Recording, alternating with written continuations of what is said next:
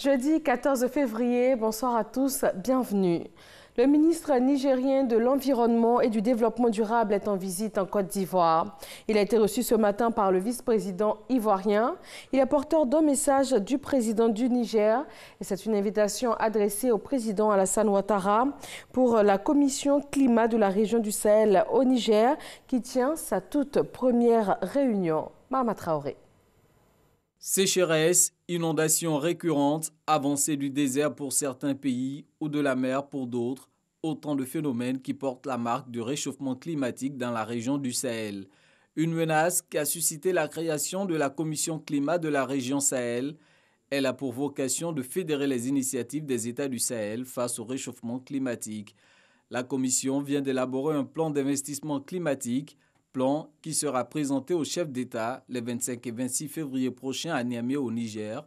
Le président Alassane Ouattara est convié à cette rencontre par son homologue nigérien Mahamadou Issoufou, qui assure la présidence de cette commission. De ce plan d'investissement climatique, nous avons extrait un programme dit régional prioritaire qui lui a été chiffré à 30 milliards de dollars. Et évidemment, l'accord de Paris stipule que nos États qui, il faut le dire, sont les moins pollueurs en termes de changement climatique. Ils sont beaucoup plus victimes des changements climatiques. Bien que l'agenda climatique mondial soit évolutif, nos pays ont quand même pris ces engagements et ont décidé d'apporter une réponse de façon cohérente et concertée. C'est ça la traduction de ce plan d'investissement. Ce sommet sera aussi marqué par une table ronde des bailleurs de fonds dont la contribution est attendue pour financer le plan climat de la zone Sahel. Rappelons que la commission climat de la région Sahel a été mise sur pied en novembre 2016 à Marrakech au Maroc, en marge des travaux de la COP22, la 22e conférence des Nations Unies sur le changement climatique. La Cour de justice de la CEDEAO se rapproche des populations ouest-africaines. Une délégation est en mission de sensibilisation de 2 jours à Abidjan. Elle a rencontré ce jeudi la presse au cabinet du ministre de l'Intégration africaine et des Ivoiriens de l'extérieur. L'idée est de se faire connaître auprès des communautés qui composent la CEDEAO. Dans l'actualité politique ivoirienne, la démission du président de l'Assemblée nationale, Guillaume Soro, suscite bien des réactions des acteurs de la sphère politique. Elle est bien effective, mais que prévoient les textes de l'Assemblée en un tel cas? Des réponses dans le dossier politique de ce 20h.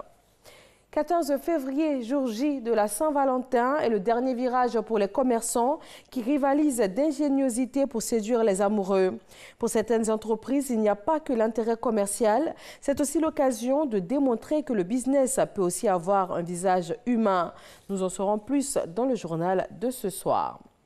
Au Nigeria, l'heure n'est pas à la fête. Les élections générales du samedi se tiennent dans un contexte social très tendu.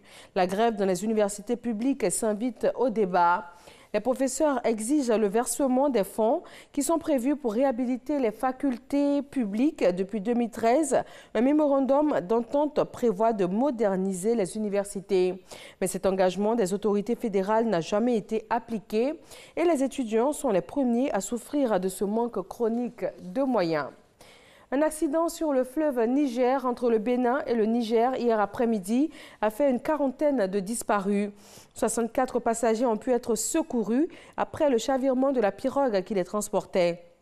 Il s'agit essentiellement de ressortissants béninois. L'embarcation qui n'avait pas de manifeste de transport avait à son bord des marchandises et plus de 100 personnes.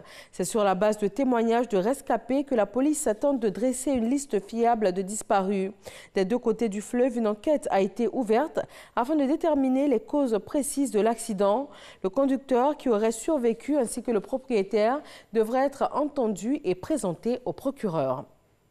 Conférence sur la paix et la sécurité au Moyen-Orient, une rencontre internationale qui réunit 65 pays à Varsovie à l'initiative de la Pologne et des États-Unis. Cet événement avait dans un premier temps été clairement présenté par le secrétaire d'État américain comme un rassemblement de forces pour tenter de contrer la menace iranienne. Une prise de position qui a créé la division, notamment parmi les pays européens. Et c'est tout pour ce flash de 18h. Merci de l'avoir suivi. Retrouvez tout à l'heure l'info régionale et le journal, ce sera à 20h sur RTI 1. À tout à l'heure.